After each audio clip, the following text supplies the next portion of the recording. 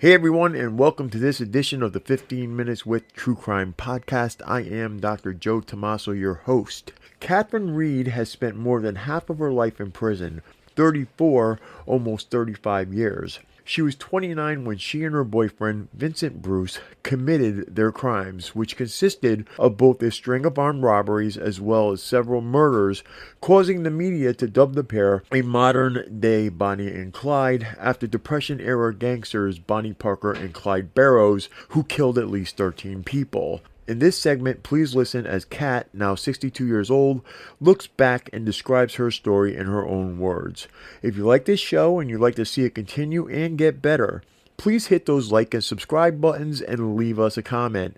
Also, please consider donating to paypal.me/Joe Tomaso. That is paypal.me/JoeTomaso. If you have any questions, comments, or suggestions, or if there's someone you might want us to try and interview, please email us at insidetherazorwire@gmail.com. Once again, that is insidetherazorwire@gmail.com, or you can snail mail us at P.O. Box 162, West Haven, Connecticut 06516. And now, here is this edition of 15 Minutes with. Hello. This is Global Tel-Link. You have a prepaid call from Catherine Reed. an inmate at the Central California Women's Facility, Chowchilla, California. This call and your telephone number will be monitored and recorded. To accept this call, say or dial 5 now. Thank you for using Global Tel-Link. Hey, Catherine, it's Joe. Hi. Before we start the interview, do you want to be called Catherine, Kathy, you tell me. Oh, everybody calls me Cat. Okay, I was going to ask that one too, but didn't want to go that far. Okay. Everybody calls me Cat. Okay, cool. Mostly opposites. Okay, that'll work. All right. All right, so here we go. Can you please say your name and where you're calling from? Yes, my name is Catherine Ann Reed, and I'm calling from the Central California Women's Facility. And what were you charged with? What were you actually sentenced for? And what is your sentence?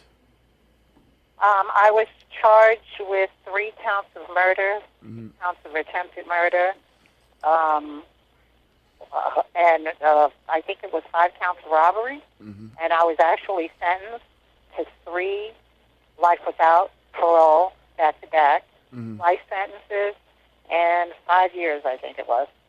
Wow. How long have you been in prison for? I've been in prison since 92, but I got locked up in 87. Okay. I actually did look your case up, media-wise, and you tell me if I'm wrong or not, but they quoted it something like it was Bonnie and Clyde type thing. Yes, sir. When you first walked into jail or prison, what did it feel like to you? What was the first thoughts that went to your head? My first thought that went to my head when I walked into prison was I didn't want to get caught up in the prison politics and how I lived my lifestyle on the streets, selling drugs and all that stuff. Okay. I wanted to get away from all of that. This call and your telephone number will be monitored and recorded. So I came into prison with the mindset that I was just going to observe. So you're just going to watch and get... Yeah, and then determine who I was safe to hang around with. I got you. A lot of people have seen shows on TV like 60 Days In, Lock Up Raw, those prison shows they have on these days. Yeah. The show, have you seen any of these? Yes, I've seen some of them. Okay, so they're pretty sanitized. They don't show what goes on. They may show a little bit, but they don't show what's really going on inside. Would you say more that prison, okay, not just where you're at now, but the whole prison system is more like a college campus, or would you say that it's actually pretty dangerous at times? I would say the prison's pretty dangerous at times. You have to watch out for the cops just like you do the inmates. Mm-hmm. And I know that going inside, one of the first things everybody pretty much gets told by the old timers is don't gamble, don't stick your nose in anybody's business, don't snitch. basically keep to yourself and definitely don't gossip. That sound about right? Yeah, that sounds about right. A lot of the old timers, some of them told me some things. Like I told you, I kind of stayed back from people to watch Right. with who. Yeah, so. You've been in prison for 34 or almost 35 years now. So you've seen the transition, which this isn't in the list of questions that I had, gave everybody. You've seen the transition from the old time convict style prison to the inmate style. You get where I'm going with this? Yes, I do. Okay, so And it was also different in how the prison was set up also. would you say that it's actually gotten better on the inside or worse, or is it still about the same? It's actually gotten worse Okay. because you have a lot of youngsters who come in here, they have no respect, Mhm. and it was all about respect. Yep. There's none of that anymore. And it's the same thing with the officers.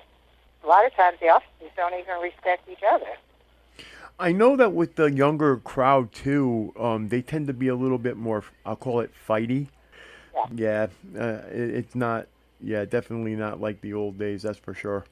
And based on that, what would you say to a young person or a person in general who is on the outside and they're screwing up, they're getting into the system, they're definitely destined to go to jail or prison from what they're doing? What would you tell them? Well, first off, I'd let them know that this isn't what you think it is. You know, it's hard. It's hard to live in here. Even if you come in here with the idea that you're going to try to stay out of trouble, sometimes that doesn't always happen. You know, you end up getting in trouble. I was, like I said, I came in with the attitude of watching first and not just jumping into cliques or groups of people. Mm-hmm. But I would tell them, whichever way they're going, they need to look at themselves, figure out what it is that's pushing them in that direction. Mm-hmm. And like I always tell everybody, change your crowd. Change your crowd, you can change your life. Yeah, because I know sometimes too, you'll hang around with people from certain areas or certain groups, and you got to put. Yeah, it's like if you want to be part of the group, you got to put in work, and then you're looking at other charges down the road. Well, let me give you an example. I sold drugs when I was out there. Mm-hmm. And many times I watched people in the neighborhood get fresh way out of prison, and the first thing one of their friends say to them is, come on, let's go get high. Mm-hmm. And they haven't had any drugs for years. Now all of a sudden you're putting them back into that mode of where they're stuck getting high again. Yeah, you're setting them up for relapse. Yep. Exactly. And so these are friends. They come right back to the same neighborhood, and they fall into the same trap. I mean, it happens a lot. I mean, a lot. A lot. Here's where I'm going to give over the mic to you for a little bit. I want you to tell me about you. Tell me your story. Okay. Tell me your story. Tell me how you wound up on the inside. It's all you. I'm just going to sit back. Okay. Well, first off, let me give you a little bit of background. I grew up as a Jehovah's Witness. Mm-hmm. And when I got older, I strayed away from the religion. I thought I was missing something. There's, we have a strict code about how you live. And so I ended up marrying somebody who wasn't in the faith. Mm-hmm. He turned out to be very abusive, and I couldn't, no matter what, even when I finally was able to leave him, I still couldn't get rid of him. Right. So I started hanging out with people that he was afraid of, Mm-hmm. But I should have been afraid of these people myself. Right, I got Then you. I ended up starting selling drugs to help take care of my kids because I was working. Mm-hmm. And it was still hard as a single parent with children, to try and survive. So I'm hanging out with these people. Plus, you have to hang out. You have to have some type of interaction with the gangs in the neighborhoods if you want to sell drugs. Right. Run the neighborhood. You're not coming into their turf and doing no business without their approval. Right. So, I had a lot of interaction with gangs. I wasn't a gang member, but I knew them. Mm-hmm. So I started hanging out with these people. Right. So they asked me to do a favor. Mm-hmm. They were trying to get a hold of these two guys, and it was a personal issue. Mm-hmm. you know. And the two guys, they couldn't get close to the guys because the guys didn't trust them. Right. But they knew I could. So they asked me to go to this guy's house. I was supposed to do was go in, see if he was home, come out and let them know, and leave. Right. That was all I was supposed to do. I parked my car in front of a fire hydrant and left my purse in it. I was not expecting to stay, obviously. Mm-hmm. I went to the house, and to be honest with you, I had already... This call and your telephone number will be monitored and recorded. And to be honest with you, I'd already set my mind that I really didn't want to be in the middle of all this. So come out and tell them, hey, it ain't cool, don't go in there. So you basically had a gut instinct that told you something was wrong. Yeah. Mm-hmm. And I was gonna tell them it wasn't good to go in there, no matter who was in there. Yeah. But when I got in the house, and the guy was there, he was on the telephone, and when I got in the house and I saw everybody was in there, I realized, oh, it really ain't cool in here. Right. So I actually told the girl, it's an apartment building, told the girl to get up and come lock the door behind me. I said, I left my purse in the car, so come lock the door behind me. I wasn't planning on coming back. Yeah. And when she got up to behind me to go to the door, they were already at the door. They had gloves and guns in their hands. And I was stuck. Mm-hmm. Basically. So the shit jumped off right then and there. Right. But we ended up being in there all night. Wow. Because the other guy they were trying to get a hold of, they needed this one guy, Keith, get a hold of Gino. Right. And so they kept trying to get a hold of Gino, and Keith couldn't. You know, so at one point, one of my co-defendants took me and Keith to Gino's house. He wasn't home, so we came back. Then a few hours later, we went back again, and he still wasn't home.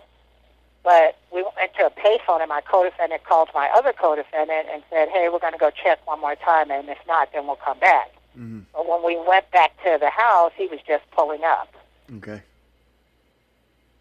And so when we got to the house,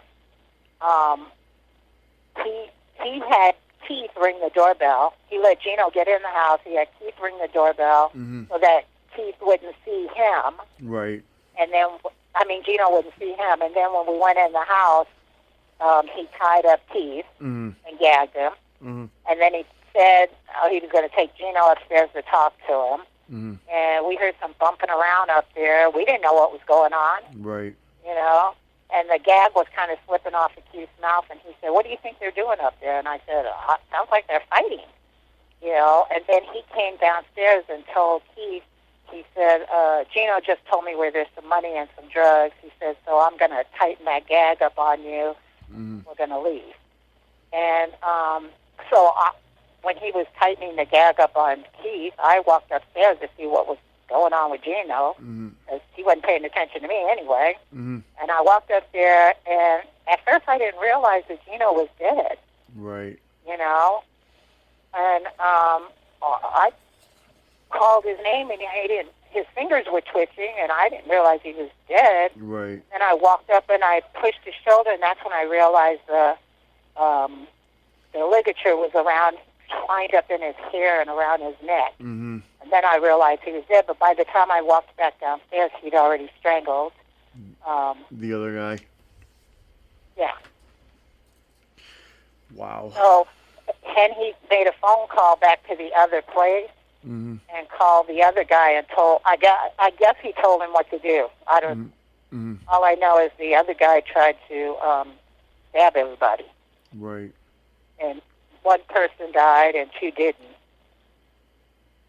When all that went down, I'm going to ask you a question. If you were able to go back in time and see yourself before this whole thing went down, what would you have told yourself? I wouldn't have went in there. You would have been like, Yeah, I would have never agreed to even go do that. I would have said, nah, you better find someone else. I'm not going. Just so you know, we're at 14 minutes, so we're going to get the thing. Are you able to call back or no? Yeah, I can call it. All right, that would be good. My next question to you is going to be, do you have any advice for people who may be doing things that can jam them up, put them inside the system, or put them in prison? Well, the thing is number one, you have to realize that anybody that asks You have 60 seconds remaining. you have to realize that anybody that asks you to do something that could get you in trouble, they're not your friends. Because friends don't ask friends to put themselves in a situation to get in trouble, number one. And number two, with that in mind, if someone does ask you, then it's time to step back from that person. Just say no and go on, because I'm fighting every day to try and get my freedom. I'm watching people who came in after me, and they're all walking out, and I'm still here. Yeah, I mean, I've actually talked to people that have seen people, and I don't want to bring up the fact of coming back to prison, but I've seen people that have told me they've seen people get out and come back and get out again. Can you imagine how many times I've seen that? In 34 years, yeah. I've seen lifers that came in, even people with life. Thank you for listening to 15 Minutes With. I hope you've enjoyed this edition. If you have enjoyed this edition of 15 Minutes With, please hit the like and the subscribe button.